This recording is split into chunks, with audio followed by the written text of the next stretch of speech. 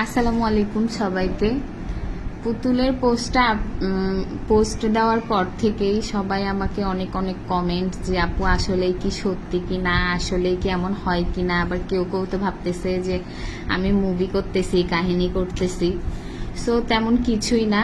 আসলে হইতেছে যে কিছুদিন আগে একটা আপু, উনি এরকম চাইনিজ পুতুলগুলার আর কি বিজনেস করতো, বাট উনি নাকি এখন ছেড়ে দিবে। দ্যাটস ওয়াই উনি এগুলা সব রিজনেবল প্রাইসে দিয়ে দিবে। এই জন্য আমি আপুর থেকে পুতুল দুইটা আর এই ব্যাগ দুইটা নেই। পুতুলগুলা দেখেন কিছুদিন আগে হবে সপ্তাহখানিক এইরকম আর কি হবে। তো কিছুদিন আগে এই দোনোটা পুতুল আর এই দোনোটা ব্যাগ আমি নেই। আমার যেহেতু দুইটা বেবি, তাই দুইজনের জন্য দুইটা দুইটা করে আমি নিই। তো যেই দিন আমি রাতের বেলা মানে আমি সন্ধ্যা নাকি বিকেল করে এগুলা পিক করি আর কি ভাইয়ার থেকে। দেন করার পরে এরপরে সেই দিন রাতে আমার ফাইজা যেহেতু নতুন জিনিস, সো নতুন জিনিসের প্রতি তো একটু বেশি বাচ্চাদের ইন্টারেস্ট থাকে। তো আমি কি করছি, সেই দিন রাতে আমি আর আমার হাজবেন্ড দুইজন মিলে টিভি দেখতেছিলাম। আমার বাবুদেরকে আমি রুমে ঘুম নেওয়াইছিলাম আর কি। তো ঘুম নেওয়ানোর পরে হবে 8 ঘন্টা, তখন ফাইজার কাছে কিন্তু এই পুতুলটা ছিল। পুতুলটা থাকার পরে তো ও কি করছে, এত জোরে কান্না করতেছে।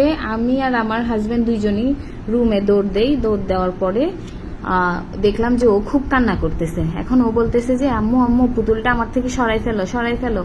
এখন আমি বলি কি রে, মনে হয় কোনো স্বপ্ন টপ্ন দেখছে। মানে ওর ওই বিষয়টাকে আমরা কোনোভাবেই মানে একটু মাথায়ও নেই। আচ্ছা, যেই দিনই ও পুতুলটা নিয়ে ও ঘুমায়, সেই দিনই দেখি যে কোনো না কোনো ও এরকম কান্না করে, ও রাতে উঠে বসে যায়, এই টাইপসের কিছু। আচ্ছা ঠিক আছে। এরপরে 3-4 দিন পরেও সেম অবস্থা, ও এরকম কান্নাকাটি করে রাতের তখন প্রায় 3টা বাজতেছে, ও তখন উঠে বসে গেছে বসে কান্না করতেছে, মা আমার খুব ভয় করতেছে, মা তুমি আমার জন্য আর পুতুল নিও না। তো আমি ওকে কি করছি, অনেক দোয়া কালাম পরে ফু দিছি। ফু টু দেওয়ার পরে এরপরে ওকে আমি ঘুম পাড়াইছি, আর আমার চোখটা একটু নেগে আসছে।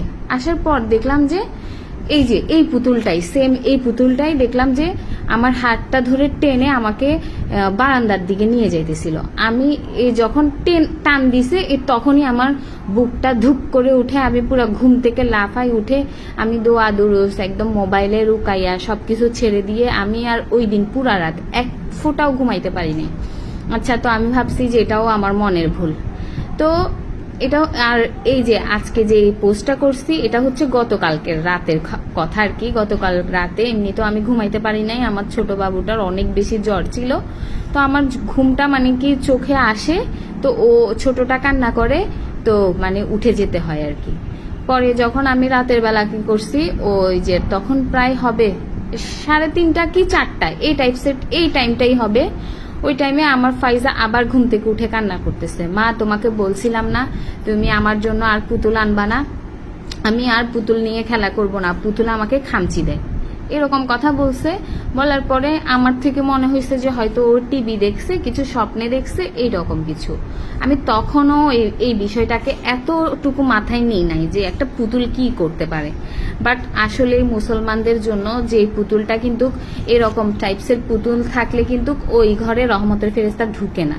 সেটা আমি যতই নামাজ কালাম পড়ি, যতই কিছু করি, কিন্তু তখন আর ওই রুমে রহমতের ফেরেশতাই ঢুকবে না। তো যাই হোক, এরপরে আজকে সকালে যখন আমি দুপুরের দিকে আমার মেয়েকে গোসল করাইতে নেই, যখন আমি ওর পিঠে পানি দিব তখন দেখতেছি যে মানে ও পানি দেওয়ার সাথে হয়তো একটু জ্বলে উঠছে। ও আমাকে বলছে উফ মা ব্যথা পাচ্ছি আমি। তো আমি যেই না ওর পিঠের দিকে তাকালাম, আমার তো পুরা মাথা দিয়ে একদম ঘাম বের হয়ে গেছে। কি রে, এটা কি হইলো?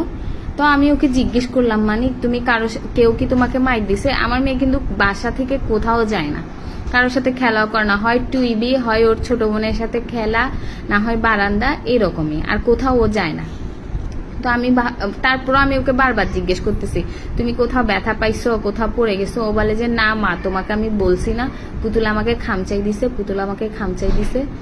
তো যাই হোক, তো যাই হোক, এখন কেউ যদি বিশ্বাস করে তো করবে, না করলেও আমার কিছু করার নাই। কিন্তু আসলে তো সত্যি কথা এটাই যে এরকম ধরনের পুতুল বাসায় থাকলে কোনো প্রকার সে বাসায় রহমতের ফেরেস্তা ঢুকে না, বা জিন বা বদনজরের। ও আচ্ছা, আরেকটা কথা, আমি আমার মেয়েকে হুজুরের কাছে নিয়ে গেছিলাম, ওর বাবা নিয়ে গেছিল আর কি। তো হুজুরে বলতেছে এটা তো অস্বাভাবিক কিছু না, এরকম পুতুলের মধ্যে অনেক সময় জিন জিন এরকম থাকে।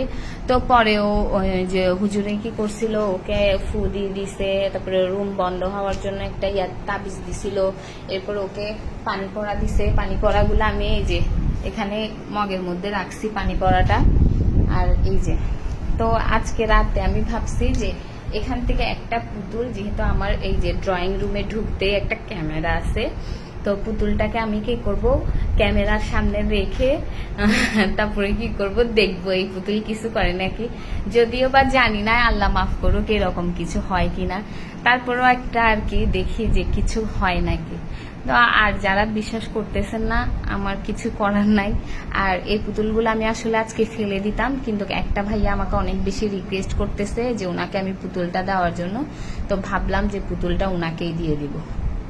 তো সবাই ভালো থাকবেন, আর কালকের সেই দেখি কি হয় আপনাদের সাথে, অবশ্যই তাদের সাথে আপনাদের সাথে শেয়ার করব। সবাই ভালো থাকবেন। আসসালামু আলাইকুম।